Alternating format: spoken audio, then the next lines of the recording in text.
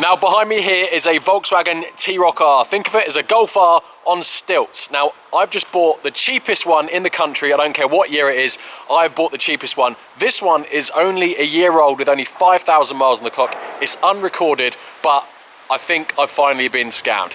I mean, I've definitely been scammed on this, but how bad is what we're going to find out. So quickly, some stats on the car. As I said, this is a 2022 plate Volkswagen T-Roc R in lapis blue, so one of the best colours you could argue. It's only done 5,000 miles and it's HPI clear. On paper, this car hasn't been involved in an accident, but we're going to take a deeper look into it and find out why I bought it so cheap. Now, I bought this car from Copart and I'll put up some images now, and looking at the car from the pictures, we saw some minor things here. Look, like the wheel arch trim is missing. Yeah, no big deal. All looks okay there. Doesn't look like it's been crashed. I have just popped the bonnet up, and the primary reason for this being at Copart was mechanical damage and engine makes a funny noise. Now I was like, well, the car's a year old, it's done 5,000 miles, it's under warranty.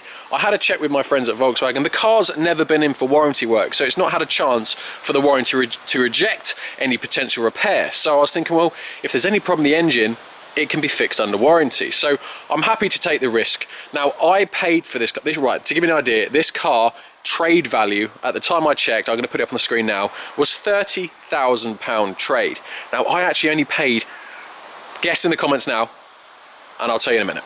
Now, one of the first things I noticed, and I saw it in the pictures at Copart as well, is it's got a new battery on it, which is odd considering it's only a year old. So, and it's also really corroded as well. So I don't know if this car's sat around for a little bit. So the first thing we obviously need to do is try and start it.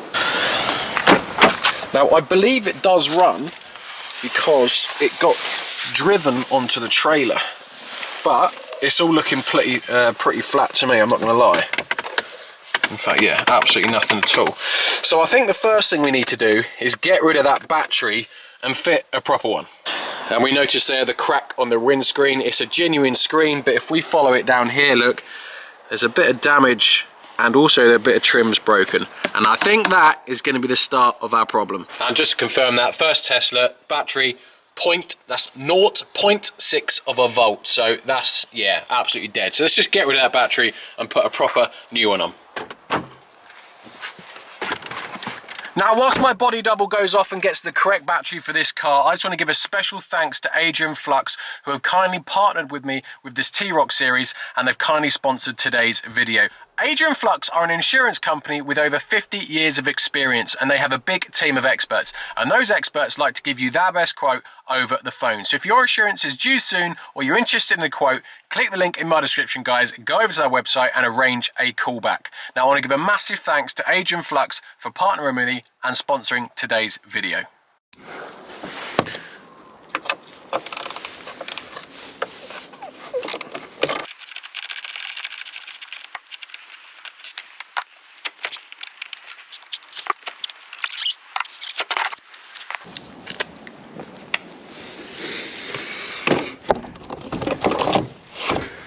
Right, I'll do all this at a later date, sorting it all out properly, but my priority at the minute is just to get it running.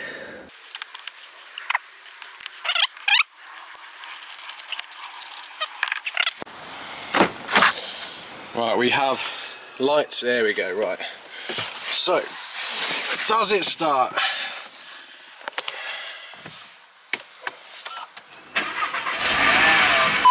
There we go.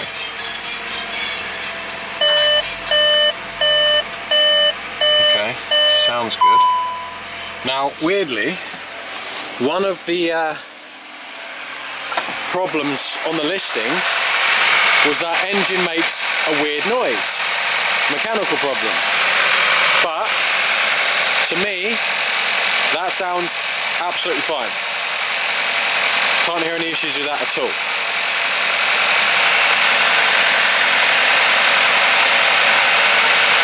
So I'm just going to let that run for a little bit, and then we're going to get it in the workshop, because I think that's where the real fun's actually going to begin. So yeah, I said a minute ago to guess how much I paid for this car. Trade value was about 30 grand when I checked it, when I bought it. Now, I actually only paid 19,990, I think like £3 for this car. So £10,000 under trade. And basically, from the listing it's a mechanical problem. I assume worst case scenario, we've got to stick an engine in it. And I thought 10 grand, yeah, it should only be about 4 or 5 grand for a second-hand engine. Happy days. So that is what I worked off, and that is why my max bid was what I won the car for. But the engine sounds good, sounds fine to me. Obviously we could have a few more issues in a moment when we start really testing it, but as I said, I don't think the issues are actually going to be mechanical. Well, could be mechanical, but yeah, there's been a crash. Right, let's just pop that down. Let's just jump in and see if it drives.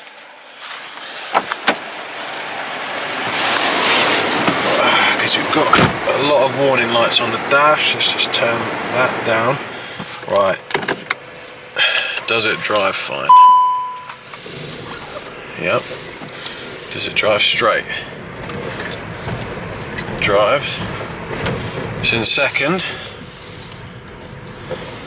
Just going to drive down the bottom here. Engine management lights on. It's driving okay. It's driving in straight. Like, there is a weird tappy noise outside, but it all seems to be okay. Check reverse. Reverse is good. Alright, we've just got a lot of faults on the dash, most of which will be because of the battery, but it sounds fine, drives fine. Cool, right. This video is now turned a bit on its head, because what I thought was going to be the problem is not the problem, and what I thought wasn't going to be a problem is looking like it's going to be a problem. And that is because I first noticed it. Let's just knock the engine off.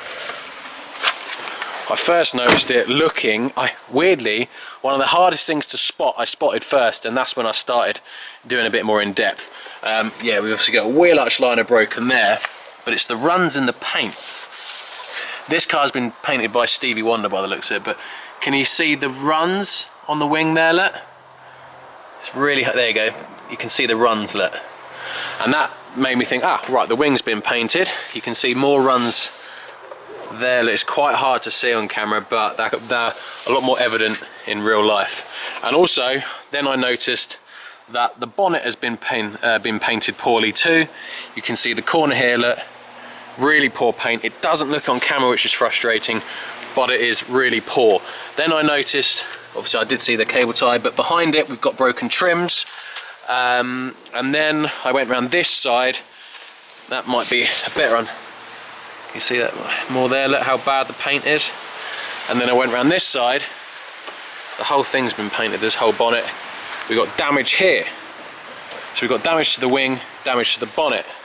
And then I lifted up this, and that's when it got a bit more interesting, because we have damage inside of the wing. So we have an issue.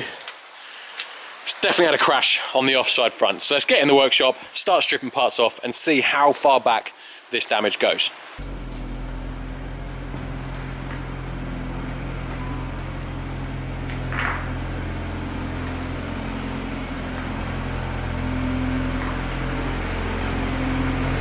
Now, the first thing we're going to do is just look at the computer, the ECU. Because we had a new battery fitted, we've got loads of warning lights on, so let's just clear it down and see what we've got come back. Now, because it did have a mechanical, so there's not actually a problem with that. So let's just clear all the codes, and we'll start from the beginning. So looking at it, it's cleared them all apart from 3 codes. So we've still got one invalid data received from Dynamics control module. Same with that probably. Okay, steering angle sensor, that's fine. That's an easy basic setting. So it looks like all our problems are in our A5 front sensor, which is for adaptive cruise, etc. So let's just have a look and see what's going on inside there. So have we got any more data bus error value received? So there's nothing really specific. It might be the fact that it needs a basic setting, which can't be done through a diagnostic tool. It has to be done at the dealer, as far as I'm aware, because it's quite a lengthy process to set up adaptive cruise. So that may be the reason behind. I don't think I'll be able to do anything from here. Now, after doing a bit of research and going into each control module again, I have brought back some more faults. So if we just go to the systems list and we open each fault for each control module, you will see that the majority of the faults are just data bus error values. Basically, the control modules don't specifically have a fault, but they're getting confused messages from other control modules. Now, the only fault code that I can actually see is steering angle sensor, no basic settings. The rest may all be linked to that. Now, I have gone out and driven the car and done the old left to right over 5 miles an hour, and it hasn't basic set itself. I've tried to do it as well in the control module, and it won't do it. So I think we do have a problem with the steering angle sensor, possibly offside front there, and that may be connected to definitely the engine, but maybe also connected to these as well, or we just have we may just have more issues. So I think yeah, ABS sensor may be a starting point. I have my Golf Mark 5 R32 here. It is a one owner car, just been restored, got wing backs, only 60 odd thousand miles, and it's up on Compete for Cars at the moment, guys. You can win this car for just £1.99. There's a few days left, so go grab your tickets. I'll put the link in the description. So annoyingly, I've looked everywhere in the car and I don't actually have the locking wheel key, so I can't remove the wheel. I have just spent 20 minutes using Google and my eyes trying to work out what code that is. I have worked it out, I think, and I have just ordered a locking wheel key, which will hopefully be here in the next few days. Because Volkswagen do this really annoying thing is they won't actually let you just buy the correct locking wheel key. They have to sell you a whole set. So what they'll do is they'll use their master set to remove that one, but then they'll sell you a whole new set at like 150 quid, which is ridiculous. I've managed to, I think, find the right one for £20, so that should be in the next few days. But we're going to try and remove the wheel arch liner. The wing I actually have found is loose, look, as well. So yeah, we need to see what's really going on behind here, because there's no doubt there's been an impact on the offside front. I don't think it's too bad at this point, but I hope I don't eat my words. So first I needed to clean up all the dirt, because she's covering all the holes for the wheel arch liner, but once we've got the wheel arch liner out, I managed to get it out without having to remove the wheel. So luckily that wasn't too bad. So yeah, we can see a bit more damage now with that wheel arch liner removed. Nothing major, look, it looks just to be that bodywork wise, which is, could straighten that out, to be fair, that doesn't look that bad. But we can see DRL unplugged here, look, and all corroded. Can also see our washer bottle here has got a broken clip on it, and everything's just cable tied up in general, to be fair. I don't know why this has been bodged. There's really no need. I can't really see why this, but I mean, got a couple of bolts in the bumper there, which I don't think they look very factory. But no, everything else looks good. No other damage I can see. So I think the next port of call is front bumper off, and take this headlight and wing off as well, and then just really assess how far back this goes. But I don't think it's too bad.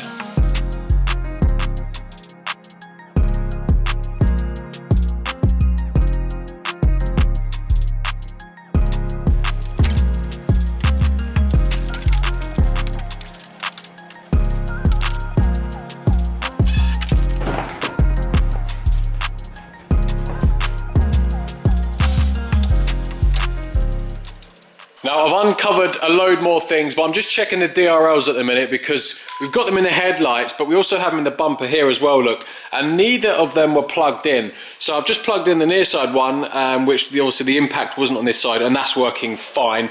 The offside one is a no-go. This must be the one from the accident, because look, it's all broken. But the plug is intact, so I'm just going to use, that's why I've removed it from the bumper. I'm now going to plug that into the offside, and that will essentially check out wiring. So fingers crossed that will work. Right, still doesn't work. However, that could mean that the wiring could be slightly different. So my investigations are now complete. I think I found everything that now needs replacing on the T-Roc to get it back to a pre-crash standard. So I'm going to talk you through exactly what I've found. Now, it's been quite nice working on this, to be fair, because it's something a little bit different to the channel. It's not like just getting a car that I've known is damaged and tearing it apart. It's actually working out what, because obviously this has been hidden, so I don't know the true impact of the damage. It's been covered up, so it's obviously left to me to investigate exactly how far back the damage goes. So it's been quite interesting doing that, and it's not that bad really. It does beg the question, why have they not had it fixed? Because this would just go through insurance, approved body shop, they'd have repaired it, and it would have been back on the road within a few days. And it wouldn't have been written off or anything like that. So it's a bit weird as to why it's been sold through Copart and I've bought it for essentially 10 grand less than a trade value, because it's definitely not going to cost that to fix. So I don't know if I'm missing anything, but yeah. So we need this bracket here. What I'm going to do is I'm going to write everything down at the end, but I'm just going to talk you through it now. So we need this bracket here, which holds the radiator on. I'm going to get this inner wing piece here, which goes all the way back to there, but I'm not going to replace it all the way back to there. I'm going to cut it into here, just so we've got this new piece on the end here, so that'll be that done. What else have we got on the bumper? We've got a connector for the light. So the headlight has been changed, the bumper's been changed. Because this part number on this headlight is completely different to this one. Whether they are compatible yet, I don't know. May need a new headlight, so that may be the bad cost. What else have we got? Obviously we need the wheel arch liner, both parts 1 and 2. We need this bracket on the top here, it's slightly bent at the top. We need the cowling for the radiator. We need the LED daytime running light, and we also need a bumper bracket, because that was broken as well. That's all that's left of it, but it actually is a massive shroud that goes around the bumper there, and it's also used for the inner wing to bolt on there as well, so we need that. What else have we got? I think we also need a washer pump as well, because that's broken at the connector, so that needs replacing. The wing I found is a pattern part. Where is it? Over there, from Tong Tang, wherever that is, but it's a pattern part wing. But the fitment looks okay, so that can stay. Yeah, I think that's pretty much it. So there's been no damage to the structural side of it, so the subframe, nothing like that's been damaged. It looks like it's had quite a minor impact there. Obviously you can see our only actual damage that we've got remaining that I can see is here. So we've had a bit of an impact there. It's done the bonnet as well, done the light, done the bumper, and yeah, all in all quite minor. So that's going to be it for today's video, guys, purely because there's now nothing else I can do until I order parts and get them in. But what I want you to do is guess how much all those parts will add up to. Include the headlight. I may not need it, but I reckon that's going to add up to £2,000 is my guess. Yeah, that's a solid guess. I reckon maybe a little bit more, 2 to 2.5, but I'm going to say 2. So let me know in the comments, guys, what you think it's going to all add up to. And yeah, we're going to order all the bits, and we're going to get it back on the road, and the T-Roc is just going to be like another normal T-Roc. So as always, guys, I hope you did enjoy this type of video. If you haven't already, please do subscribe. Also follow me on Instagram, and yeah, go buy some Golf R32 tickets, because I'm pretty sure I haven't mentioned that. But yeah, go get some Golf R32 tickets. There is only a few days going to be left of that competition. So as always, guys, thank you very much for watching, and I'll catch you in the next one. Cheers, guys.